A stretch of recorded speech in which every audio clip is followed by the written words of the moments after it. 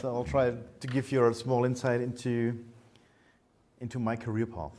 Maybe it could be interesting for you. I have been a postdoc also years ago, and but I had a little bit different because I started with my PhD during my full-time employment.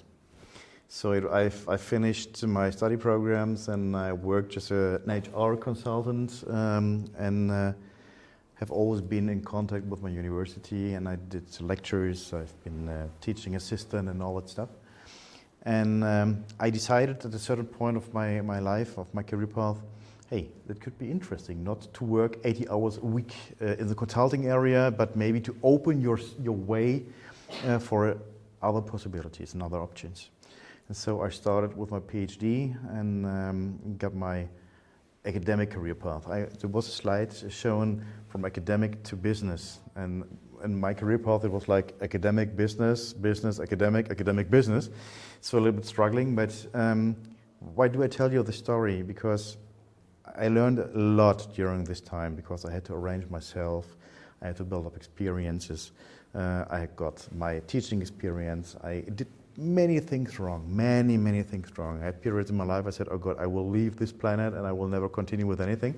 But this valley of tears disappeared, and I came out of this valley, and I could find a good way. And what always was in my focus is I will do something that makes me happy. And that's something about the mindset. So sometimes you need to find out what makes you happy. You don't know.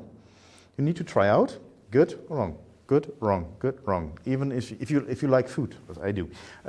So you have got some preferred food, and you don't eat something you don't like. You never will eat something like, I don't know, frogs. But that's the same with your personal experience, with your personal mindset regarding your development, your career path. As I told you this morning in the keynote, there are some things how to develop your personal skills, and I think the most important thing is that you are aware about what are you willing for yourself, what are your personal targets, what do you want to achieve, and everything self-develops in this case. So that's what I also took all the years during my HR consultant. I've been HR director, I've been a CEO, and now I'm chairing boards of universities, and that's why I also are very connected to, you had a question in the session before, in what way I are connected to recruiting postdocs. So I'm recruiting, not I by myself, but my teams are recruiting postdocs for our academic positions. We have vacancies in professorships, we have vacancies in product management, we have vacancies in university lecturers, also in freelance lecturers. So, but in the private sector, as I told you this morning, it's a little bit different like in the public sector. It's something stuck in between the business that has many advantages. I think Susanne and Erka will tell you a lot about the advantages of being employed in business. But being employed in private sector in academic business could also be quite interesting, and maybe if you've got some questions, we can discuss that a little bit later. So I hope that gave you a brief insight into my personal experience, into me as a person, into me as Sascha, and I hope we will have a good session today. Yeah, I am most probably the oldest person in the room, being baby boomer, born 62. And I started my career being an adult educator, which was kind of ridiculous at the time, because you could, as we say in German, you could plaster the roads with those guys. We were many. And so my experience in my beginning of my career was I always was too many. I just told the other group my first job application was with 250 others, so you cannot really say that I got the job, it was pure luck.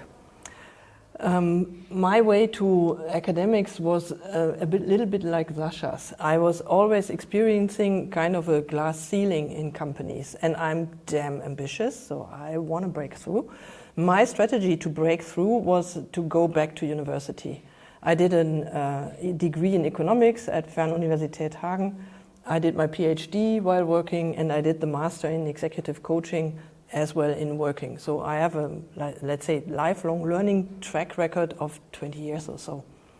And that was, at my time, a very good strategy, which helped me to make my way to the top of companies. Today, this is very much different. As already said in the other group, your issue often is that you have too many choices to select from. You might not be aware of that fact. Today you are sitting here because you maybe think, oh, I will never get a job in industry.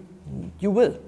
We have to work on your CVs and on your motivational letters, on your storytelling, and maybe you will experience what many of our students experience.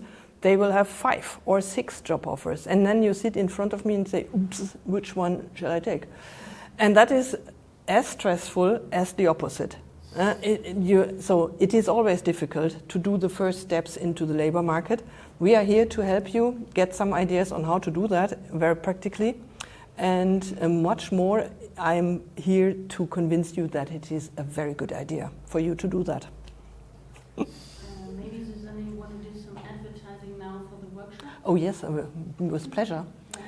Because I'm running 4 workshops here. You have handouts here, over there. You can grab them while leaving.